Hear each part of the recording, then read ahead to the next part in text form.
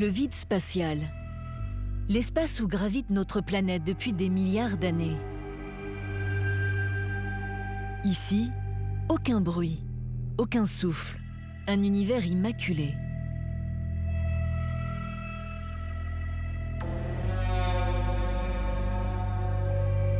Jusqu'à ce que l'homme arrive, le colonise et y laisse ses déchets.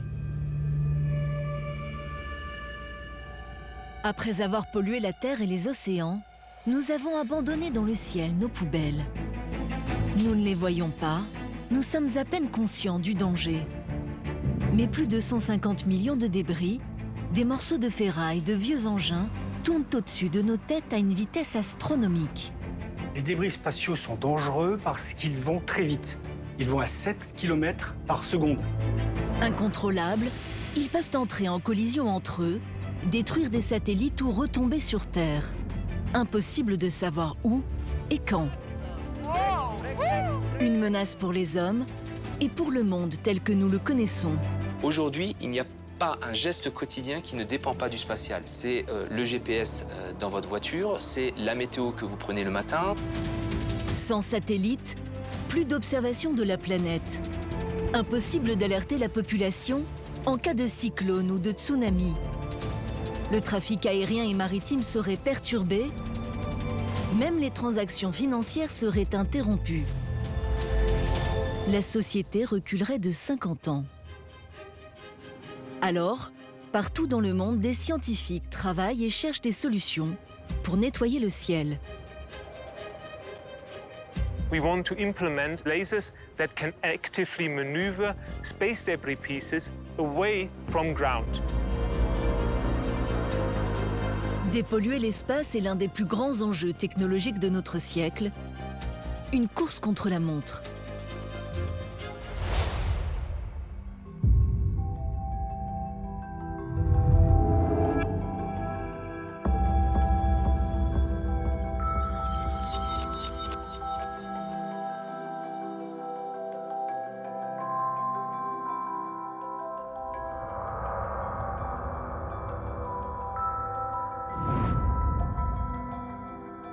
« 15 novembre 2021, 4 heures du matin. À 400 km au-dessus de la Terre, l'ISS, la Station spatiale internationale, file à plus de 25 000 km à l'heure. À son bord, tout est calme. Les 7 astronautes de l'équipage dorment. Jusqu'à ce qu'un message les réveille. Station, Houston on Space to Ground. We were recently informed of a satellite breakup and need to have you guys start reviewing the safe haven procedure. We have to prepare for an emergency procedure. There is a cloud of debris 100 kilometers above us and we're heading towards it. It's too short in time and too many particles in this cloud of debris, so there's no way that we can do a debris avoidance maneuver. So, all right, that was a quite unusual start into my very first week at the International Space Station. L'astronaute allemand ne le sait pas encore, mais ce jour-là, la Russie vient de procéder à un tir de démonstration militaire en détruisant un de ses anciens satellites en orbite.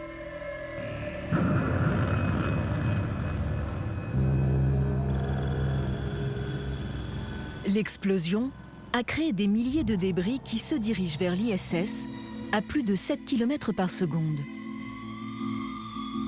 L'équipage doit se réfugier dans les modules de secours, amarrés à la station.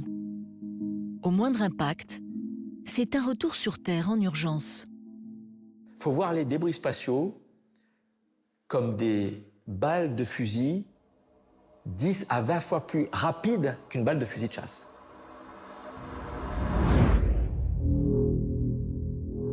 Imaginez un objet gros comme mon pouce qui voyage à 5 km par seconde. Il y a une seconde, il est à 5 km, je ne le vois pas. Il y a un dixième de seconde, il est à 500 mètres, je ne le vois toujours pas. Puis au moment où il arrive, c'est trop tard, je ne peux rien faire.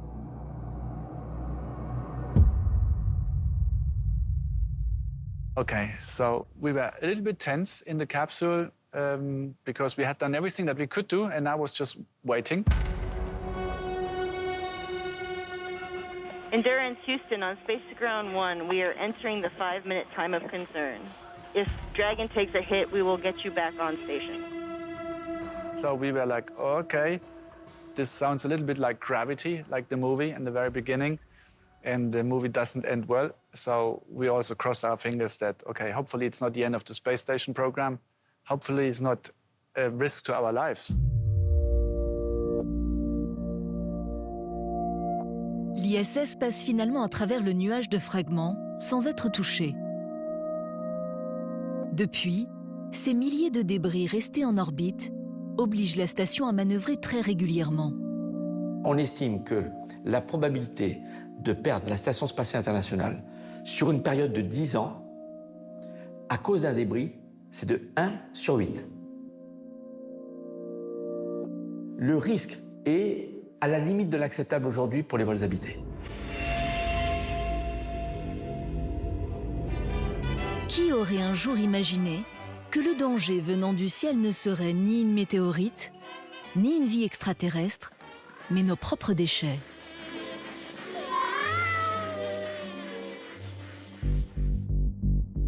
Aujourd'hui, la banlieue de la planète est jonchée de milliers de morceaux de fusées, des satellites cassés, des carcasses de métal.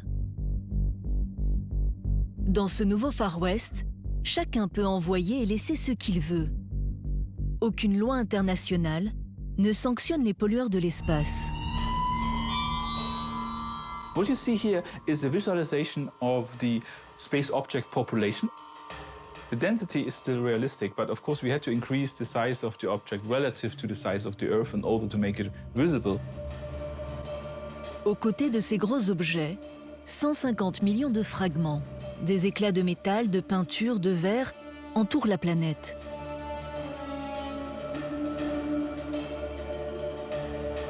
You see there's two distinct regions where you have most of the objects, which is the low Earth orbit. So this is this thin ring around the Earth, a shell up to 2,000 kilometers. This is the regions where we do our use of space for science, for commercial purposes. And the other one is this ring around the Earth at roughly 36,000 kilometers above the equator. And this is a geostationary orbit where we have a lot of geostationary satellites for broadcasting television or observing the weather on Earth.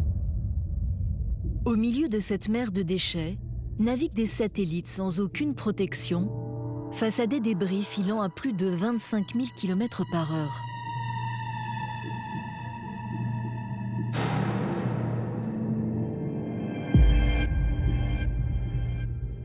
We all created this in a short amount of time compared to the history. It's only a few decades where we created all this, and we are accelerating.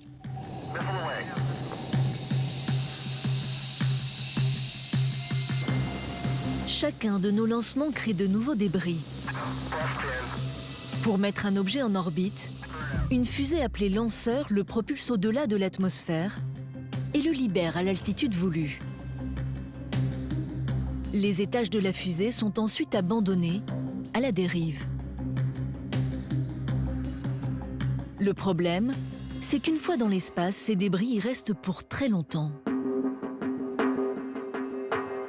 Christophe Bonal est le spécialiste mondial des débris spatiaux. Cet ingénieur de l'Agence spatiale française travaille sur la question depuis près de 40 ans. Un point qui est très important, c'est de comprendre que tout ce qu'on a envoyé là-haut finira par retomber à un moment ou à un autre. Alors ça peut prendre du temps.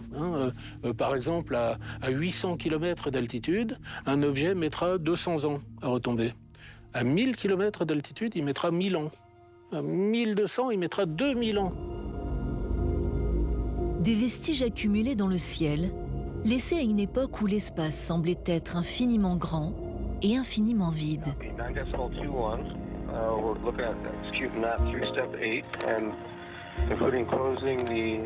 L'histoire des débris se confond entièrement avec l'histoire du spatial. Tout commence le 4 octobre 1957 avec le lancement de Sputnik.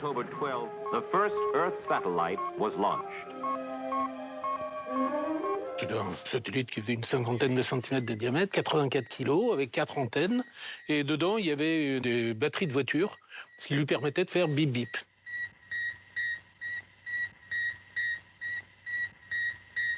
Après 21 jours de vie, les batteries tombent en panne et Spoutnik devient le premier débris de l'histoire du spatial. Comme la fusée qui l'a transporté et sa coiffe.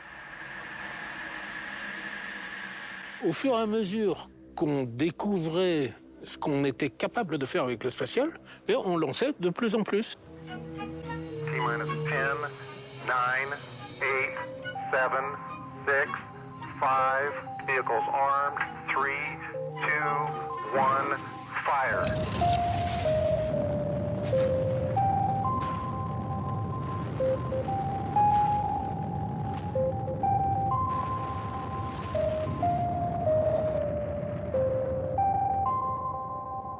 On a toujours laissé tout là-haut, sans s'en préoccuper. L'homme rêvait d'explorer de nouveaux horizons. Comme souvent, il a laissé derrière lui ses traces, déposant parfois par mégarde des objets insolites.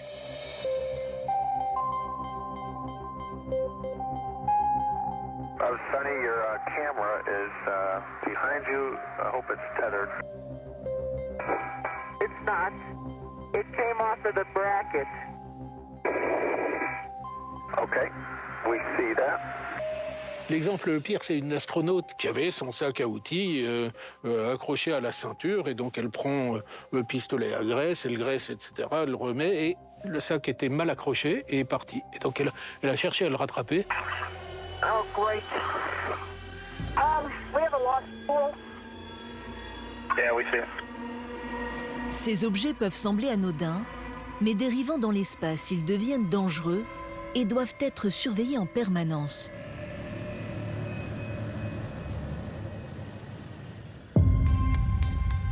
Aux États-Unis, l'armée américaine est la première à répertorier tous les débris de plus de 10 cm dans le ciel. Pendant longtemps, elle ne les considérait pas comme une réelle menace et gardait les informations pour elle. Jusqu'à ce que 2 événements secouent le monde.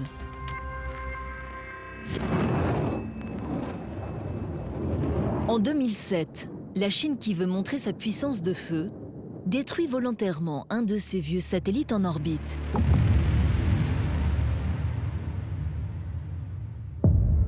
Et génère ainsi 3500 nouveaux fragments en une fraction de seconde.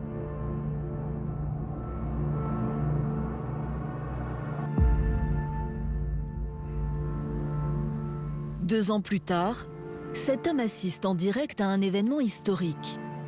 La destruction d'un de ses satellites opérationnels par un débris. It was a very normal day, you know, we're providing services, safety of flight. Actually, in this room, they lost contact with one of the vehicles. So at that point, we knew that things were very challenging.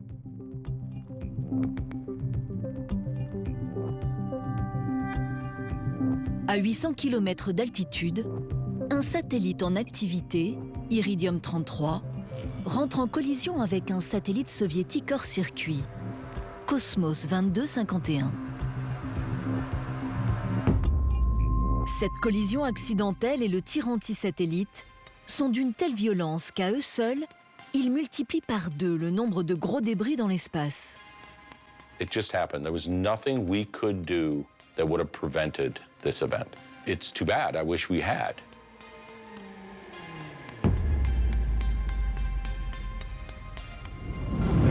It's a watershed event for us. The industry in general woke up to the fact that we need to take space sustainability seriously. Le monde entier comprend que ces débris peuvent détruire des satellites civils et militaires. Pour prévenir une nouvelle catastrophe, le gouvernement américain décide alors de partager ces données. La surveillance de l'espace devient une priorité. Aujourd'hui, de nombreuses sociétés privées développent une technologie pour pister les débris spatiaux.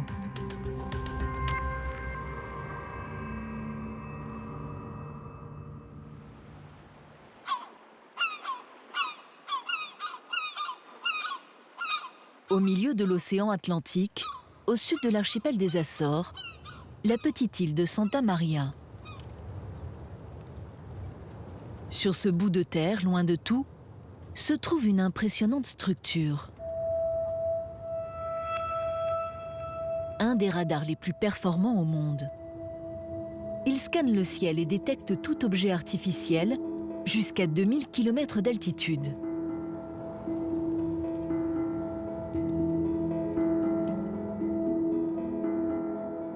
It's just hidden away like a little gem. So it's just really interesting to see the simple. It's like Leonardo da Vinci, right? Simple elegance. So it's very cool. Darren McKnight, ingénieur américain spécialiste de la surveillance de l'espace, a fait le voyage depuis les États-Unis. Il travaille pour la société privée qui a élaboré ce radar.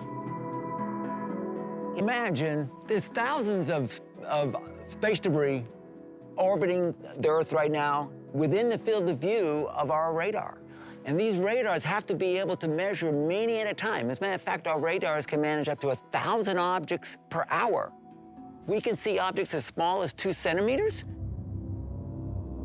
Ce radar vient s'ajouter à 6 autres sur la planète. Un vaste réseau qui permet d'établir un nouveau catalogue de 200 000 objets dans le ciel. Sur un simple écran d'ordinateur, ce que l'on ne voit pas depuis le sol prend soudainement forme.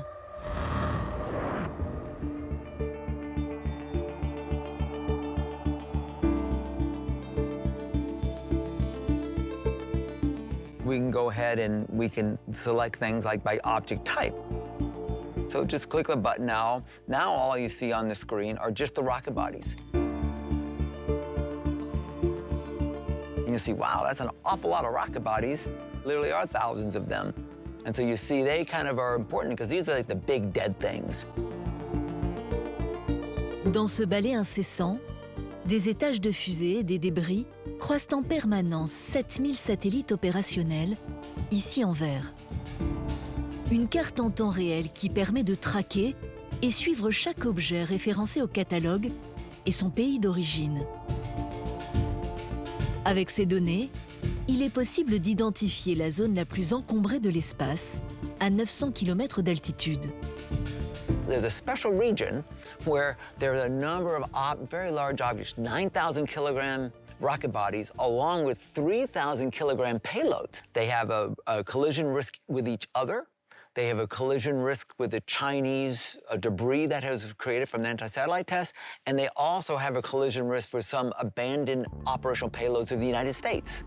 Dans cette région ultra saturée, 18 étages de fusées soviétiques, les SL-16, se croisent plusieurs fois par an, à seulement 5 km de distance. These SL-16s, it's hard to imagine, but they're 11 meters long, 4 meters in diameter, 9,000 kilograms. They are a big yellow school bus, except they have no brakes, they have no driver. If two of them were to collide, they would create about 15,000 new trackable fragments. That would double the number of fragments after over 60 years of the space age in one event. 5 kilometers, 16,000 miles per hour, that means we're that far away from a collision. Ce que redoute l'ensemble du monde spatial, c'est une réaction en chaîne appelée le syndrome de Kessler. Chaque accident en orbite crée de nouveaux débris. Ces débris vont à leur tour créer de nouvelles collisions. Une prolifération exponentielle d'objets dans le ciel qui rendrait impossible toute future exploitation de l'espace proche. Pour éviter ce scénario catastrophe, une seule solution: empêcher les collisions à tout prix. Au sein des agences spatiales est apparu un nouveau métier, aiguilleur de l'espace. En la matière, la France est pionnière. Dans ce secteur ultra sécurisé du CNES, se trouve l'un des centres les plus importants de surveillance de l'espace. Une quinzaine de personnes gèrent 24 heures sur 24 les risques de collision en orbite. Donc ici, on voit l'ensemble de la flotte de satellites qui est protégée, c'est-à-dire à peu près 300 satellites. Donc on protège les satellites européens, mais on surveille quand même l'ensemble des objets qui sont dans l'espace. Leur mission consiste à évaluer ce qu'ils appellent dans leur jargon des conjonctions, les probabilités d'impact entre deux objets. Ah ouais, donc après-demain à 16h50, ce qu'on peut voir, c'est qu'on a une conjonction avec Globalstar et un débris SL8. Donc là, pour le moment, la probabilité de collision, c'est 1 chance sur 100 et un passage à 192 mètres. Donc là, il va falloir manœuvrer. On est largement au-dessus du seuil. Il va falloir qu'on prenne contact avec l'opérateur. On détermine les probabilités de collision et en fonction de ces critères, on alerte l'opérateur et ensuite on décide avec l'opérateur s'il faut faire une manœuvre ou pas et c'est l'opérateur in fine qui fera la manœuvre. Ils reçoivent chaque jour 7000 alertes. L'année dernière, cela a conduit à 20 manœuvres. Si les opérateurs n'avaient pas fait ces 20 manœuvres d'évitement, on aurait eu potentiellement 20 collisions supplémentaires cette année. Il y a quelques années, l'équipe ne procédait qu'à une seule manœuvre par an. On voit qu'on change d'échelle. On assiste à une démocratisation de l'accès à l'espace avec une baisse des coûts. On a l'arrivée des méga-constellations. On parle, par exemple, pour la constellation Starlink, de 40 000 satellites. Il y a des constellations chinoises qui sont en préparation. Il y a d'autres constellations américaines. Il y a une constellation européenne. Donc il est possible que dans les 10 ans qui viennent, on voit arriver une flotte de 80 à 100 000 satellites. Ça veut dire qu'il va falloir se mettre d'accord avec beaucoup plus d'acteurs pour faire en sorte que tout le monde puisse voler dans cet espace qui, jusqu'à maintenant, n'est pas régulé. Ces méga-constellations parties à la conquête de l'espace offrent toutes le même service. Internet accessible pour tous, partout sur la planète. Avec ces nouveaux acteurs, le trafic en orbite va se densifier, les risques de collision augmenter. Sans compter que lorsque deux débris menacent de se percuter, aucune technologie ne permet aujourd'hui d'éviter la catastrophe. Alors, des scientifiques cherchent des solutions.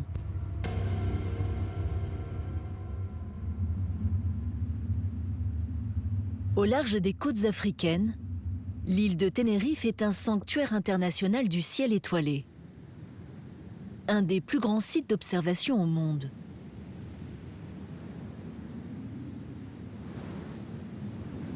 Sur cette terre volcanique au-dessus des nuages, se trouve l'observatoire du TID. We're looking forward to the first satellite pass for the ranging, huh? Yes, should be fine tonight.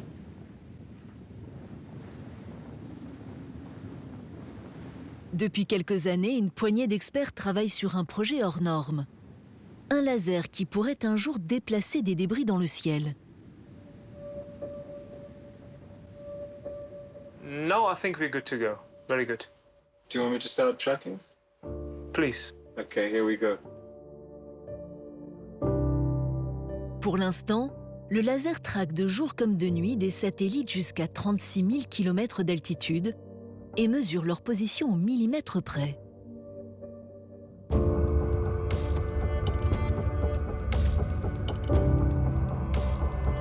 We only have 10 minutes window. Ah. Okay, so the pass is starting now. And the first photons are coming back from the satellite. Fantastic. Signal is so strong. Very good. Cette technologie pourrait permettre de localiser des débris, voire de modifier leur trajectoire afin d'éviter des collisions. We are investigating at ESA a possibility to maneuver target space debris with laser light from ground. Classical collision avoidance maneuvers are performed by maneuvering the entire satellite. Those are extremely expensive because they're based on available propellant, which reduces the lifetime of the satellite itself. So we think that this could be a cheaper and a viable solution for maneuvering space debris. En déplaçant de quelques centimètres seulement un objet en orbite, on dévie de plusieurs kilomètres sa trajectoire.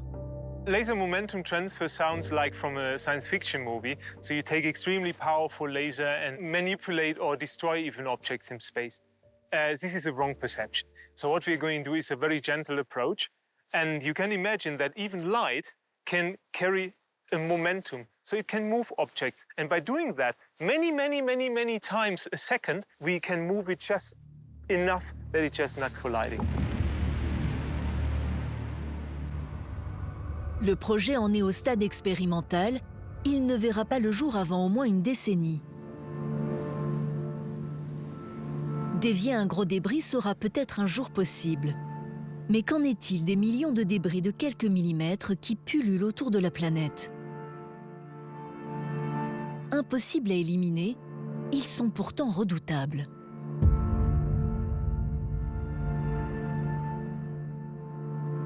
Tous les engins spatiaux emportent les stigmates. This is the Hubble solar panel, which has been in space for 8 years. And as you can see here, we have some damages, real damages of real hypervelocity impacts occurred during the mission. Here we have quite a big one. And if we keep on expecting, here there are more damages. And here, down here. Sur le panneau, des centaines d'impacts créés par de minuscules particules. When we have an impact like this, we lose power because we damage some solar cells. So this is, of course, has a big impact on the mission. Des micro-débris, il y en a de plus en plus en orbite, générés par des collisions, mais aussi par un autre phénomène inquiétant. L'explosion spontanée de vieux engins abandonnés.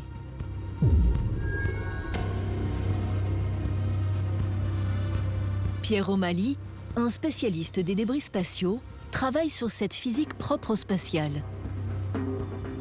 Ces satellites qui sont en orbite et donc qui sont inertes, s'ils sont tombés en panne en début de vie, ils ont les réservoirs pleins et puis les batteries qui sont pas passivées, c'est-à-dire qui ont encore de l'énergie à l'intérieur. Et cette énergie, elle a qu'une envie, c'est partir. Et donc on va avoir une fissure et donc une explosion qui va générer des débris. Les scientifiques considèrent qu'il y aurait en moyenne une explosion d'épave par mois. Autant un gros débris, on peut l'éviter, on peut peut-être même aller le chercher. Par contre, une fois qu'il est fragmenté en plein de petits morceaux, là, c'est beaucoup plus difficile, voire même impossible, avec les technologies actuelles, d'aller ramasser les petits morceaux générés. Donc ça crée un danger. Quand ces débris qui se déplacent à plus de 25 000 km/h percutent un objet ou entrent en collision, certaines lois de la physique s'appliquent. Des lois qui n'existent pas sur Terre. C'est ce qu'on appelle l'hypervélocité.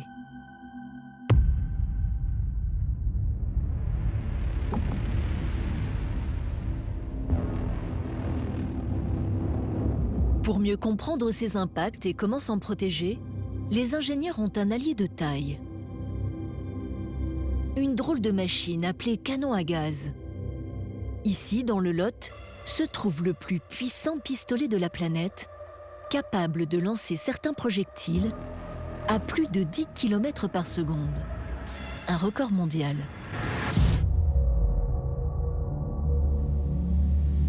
Voilà le type de projectile qu'on va envoyer sur cet essai-là. Donc c'est une petite bille métallique de 3 mm de diamètre. Ces petits débris sont les plus dangereux parce que c'est les débris qu'on ne voit pas depuis le sol. Comme on ne les voit pas, on ne peut pas les éviter. D'un côté du canon, un projectile de moins d'1 gramme. De l'autre, on place la cible. Une structure en aluminium dont sont faits beaucoup de satellites.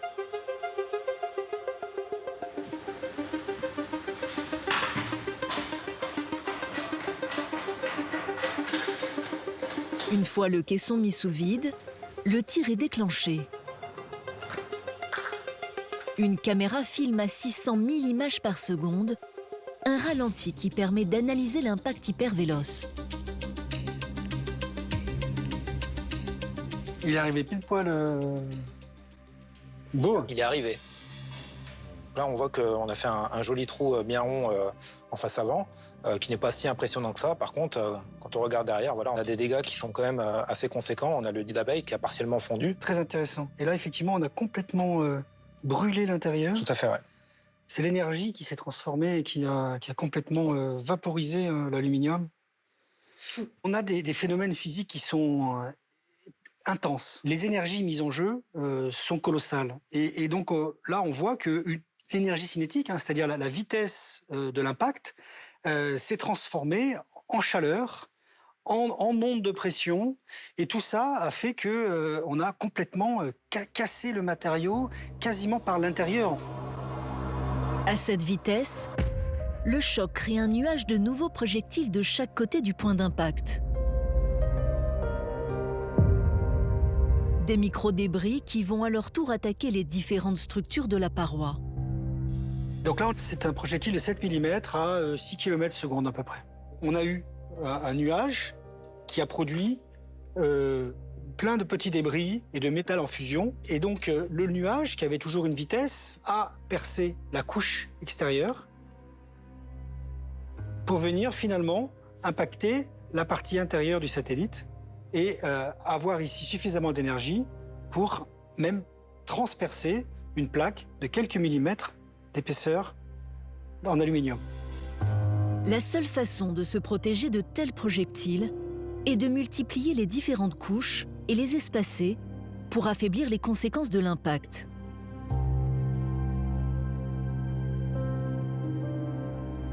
Dans l'espace, cette approche est utile pour les engins spatiaux, mais pour les astronautes lors de leur sortie, la menace est toujours là.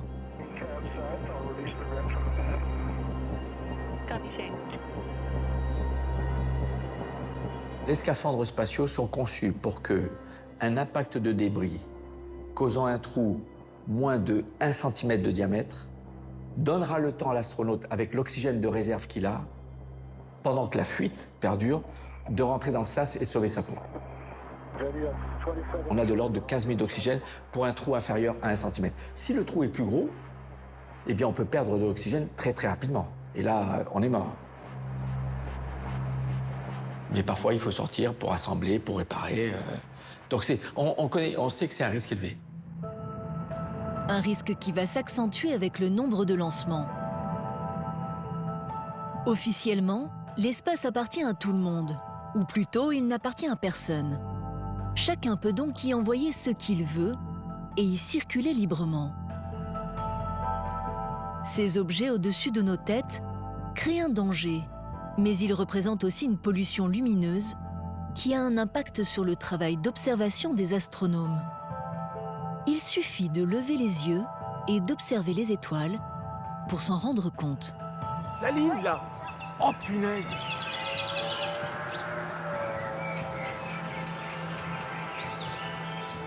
Ce chapelet lumineux qui défile dans la nuit, c'est une des premières méga-constellations de Starlink.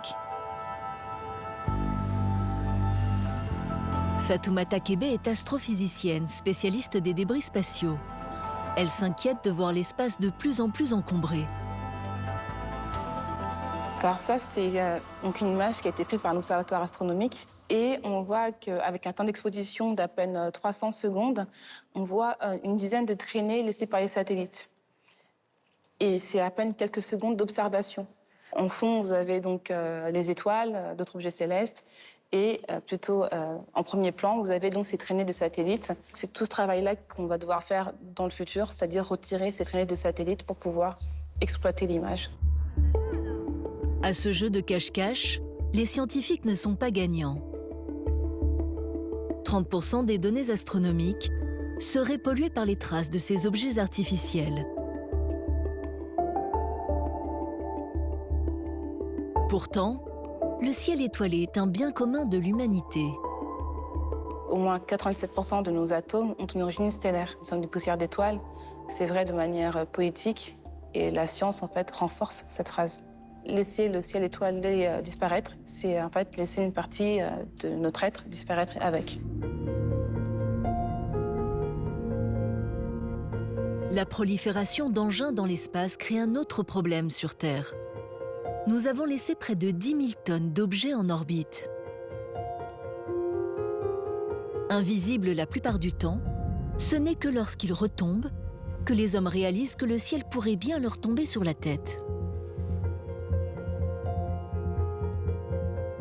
À moins de 500 km d'altitude, tout objet redescend vers la Terre en moins de 25 ans.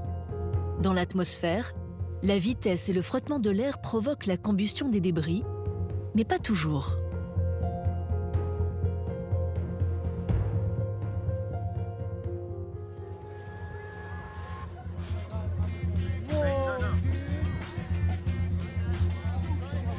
Oh my gosh, that's so cool.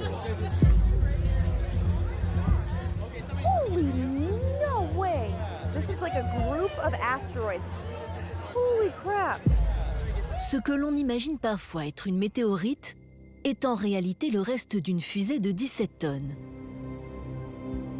Ces dernières années, plusieurs lanceurs chinois ont traversé l'atmosphère, obligeant certains pays à lancer des alertes ou fermer leur espace aérien par mesure de sécurité.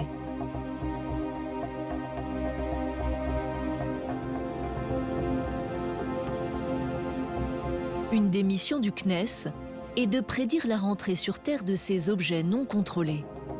L'équipe étudie leur trajectoire et informe les autorités en cas de danger pour la population. On en est où là de l'alerte sur la rentrée qui est prévue? L'Europe et la France ne sont plus concernés à surveiller, mais on n'est pas dans la zone la plus probable. On sait qu'il ne pourra pas retomber en dehors de ces tracés.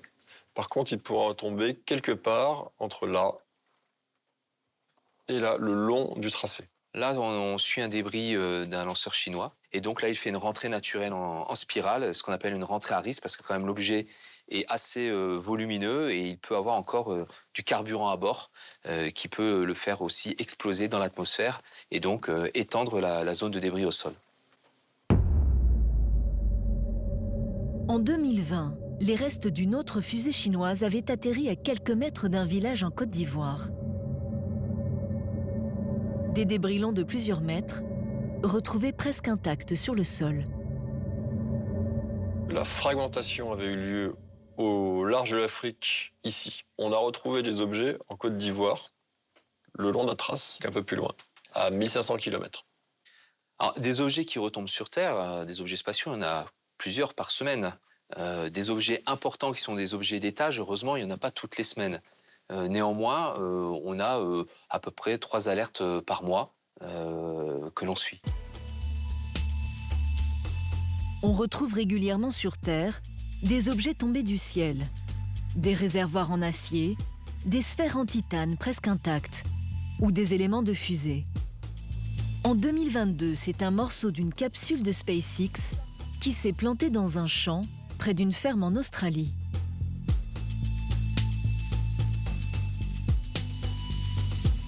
Les océans représentent 70% de la surface de notre planète et les zones peuplées à peine 3%. Le risque qu'un débris spatial fasse une victime est donc extrêmement faible. Mais pour combien de temps encore ?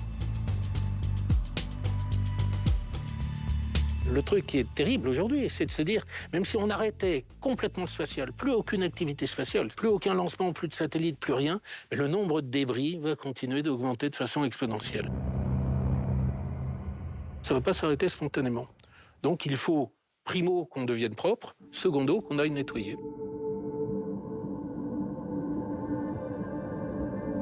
Depuis quelques années, ingénieurs et scientifiques cherchent à réparer nos erreurs et retirer du ciel ce que nous y avons laissé.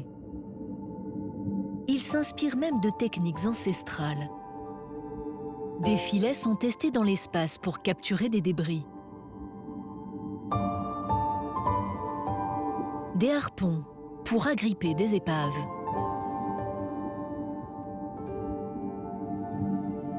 Des voiles pour ralentir la course des satellites et les précipiter vers l'atmosphère.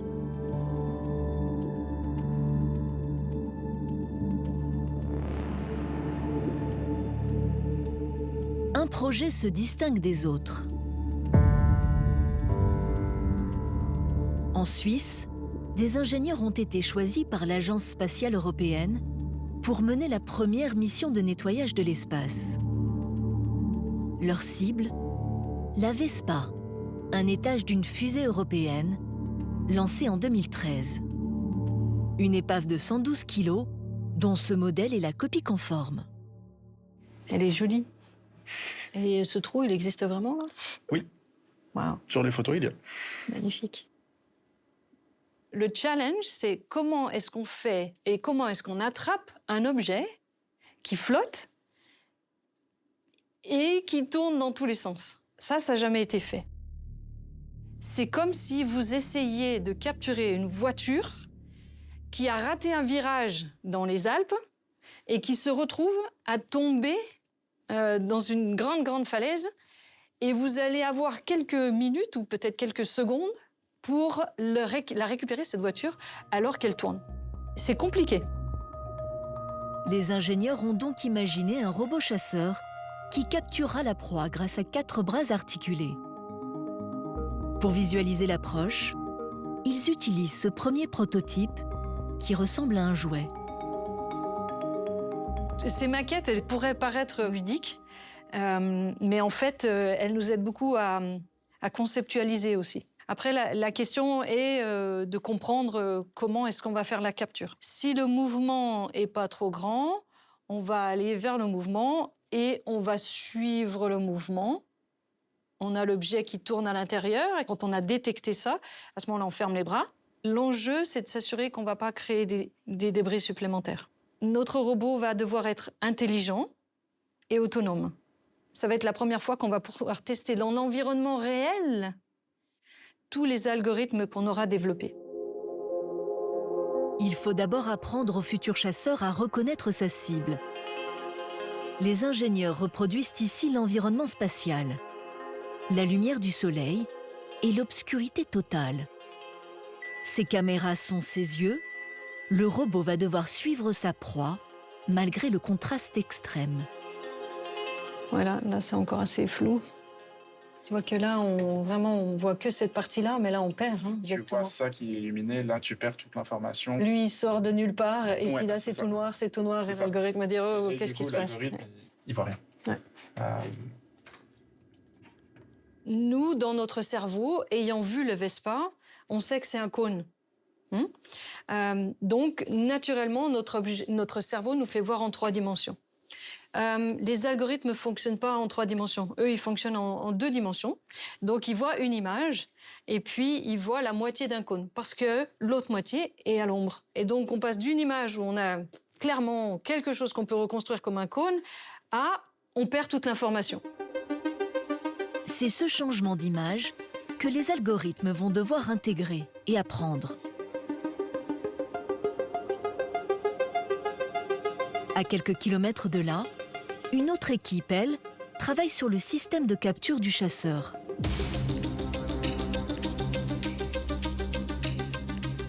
Moi, je propose que tu fais un déploiement complet et puis qu'on essaie de tester la séquence.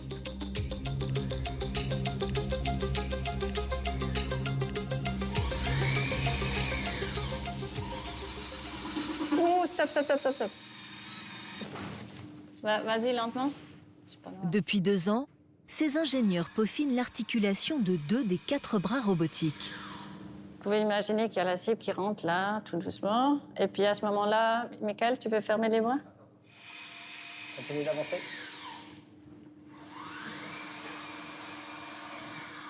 Comme ça.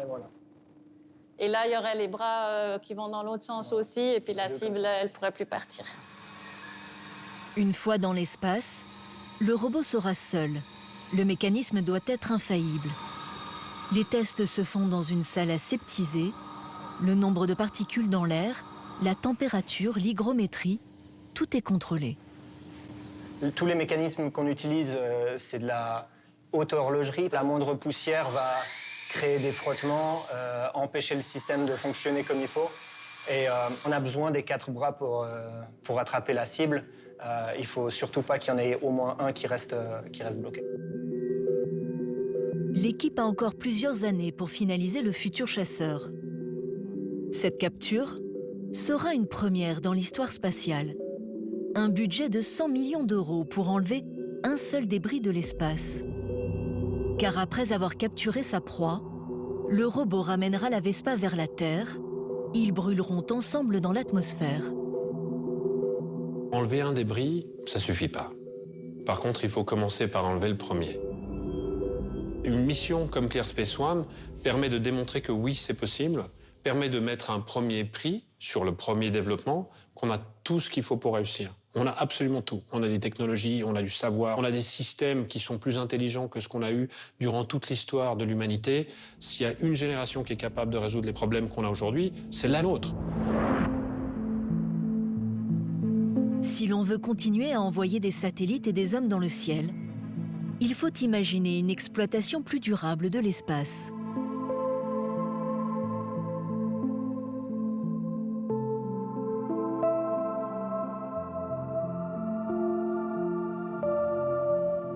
Depuis 10 ans, Luisa Innocenti, cette scientifique italienne de l'ESA, travaille avec les principaux acteurs de l'aérospatiale pour faire évoluer le monde industriel sur le sujet.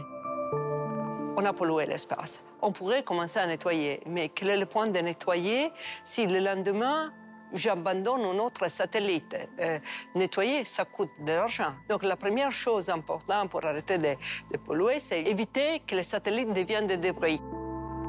Un code de bonne conduite international demande aux opérateurs en orbite basse de désorbiter leurs satellites avant qu'ils ne tombent en panne, dans un délai de 25 ans. Sur l'orbite géostationnaire, c'est vers une orbite cimetière 300 km plus haut que les satellites doivent s'exiler, vider leur carburant et leur batterie pour éviter d'exploser. À peine la moitié des opérateurs respectent ces préconisations. Pourquoi tuer un satellite qui marche? Donc, on l'utilise jusqu'à la dernière goutte et quand on essaie de forcer une attitude plus écologique, la réponse est « Ah, mais ça va gêner mon marché, ça va me coûter de l'argent, c'est très, très difficile. » Certains grands noms du spatial essaient pourtant de renverser la vapeur en limitant la production de débris.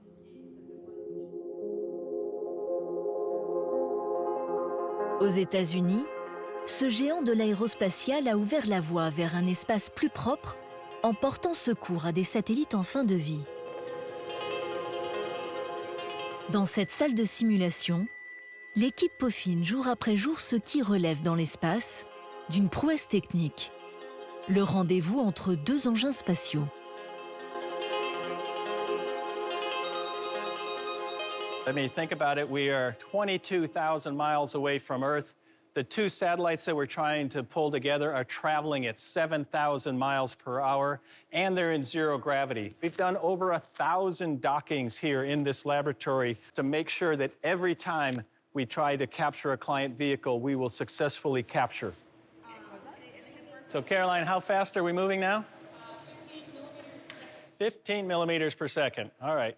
It's very slow, very coordinated motion. En 2020, l'entreprise envoie un remorqueur pour accoster un satellite. Cet arrimage, jamais réalisé auparavant, a été filmé. Voilà les seules images qui existent d'un satellite en orbite géostationnaire. Cet engin de 17 ans à court de carburant est agrippé par le remorqueur qui prend le contrôle et manœuvre à sa place. Une mission financée par le propriétaire du satellite qui lui permet d'émettre 5 ans de plus. From a sustainability perspective, first off, we're making satellites that are in orbit last longer, so we can use them longer. It defers some of the needs for launching additional spacecraft into orbit.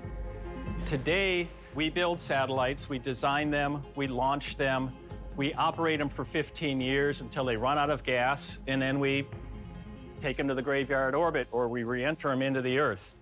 It's kind of analogous to, you know, buying a new car with a full tank of gas, driving it down the highway until it runs out of gas, and park it there, and then go buy a new car. So we're really working hard on how can we overcome that scenario. Réparer plutôt que jeter. Dans l'espace comme sur Terre, les industriels sont arrivés à la même conclusion. Depuis quelques années, les acteurs du spatial concentrent tous leurs efforts vers une nouvelle économie.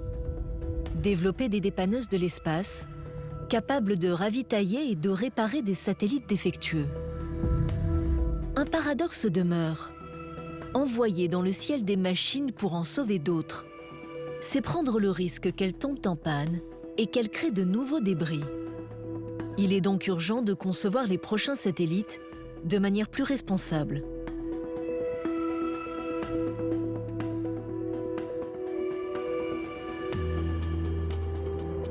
Dans le sud de la France, Sabrina Andiapane, jeune ingénieure, imagine les futures missions spatiales pour un grand fabricant de satellites.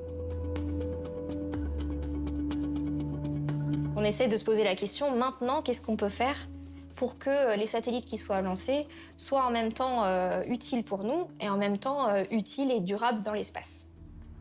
Le satellite lui-même, nous, on l'imagine justement pour pas qu'il devienne un débris en fin de vie.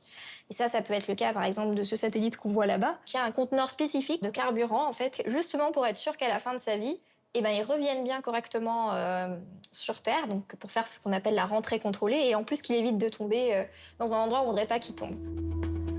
SVOT, c'est son nom, est un satellite du CNES et de la NASA qui permettra d'évaluer précisément les stocks en eau de la planète. Une fois sa mission accomplie, il se désorbitera, non pas en 25 ans, mais en quelques jours seulement. C'est le premier satellite qui embarque avec lui une quantité d'ergols suffisante pour faire une rentrée contrôlée sur 10 jours. Il faut savoir que 85% donc des 360 kilos qui sont à bord du satellite vont servir pour cette désorbitation finale. La fin de vie de ce satellite, en fait, a été imaginée dès sa conception. Et c'est quelque chose que nous, maintenant, on fait sur tous nos futurs satellites qu'on va lancer. Une obligation en France, l'unique pays à avoir voté une loi pour limiter la prolifération de débris spatiaux. Le reste du monde suivra-t-il? Alors que les hommes cherchent à sauver la planète, sont-ils conscients de ce qui se joue au-dessus de leur tête? Il est encore temps d'agir pour que l'espace, ce bien commun de l'humanité, reste accessible aux futures générations.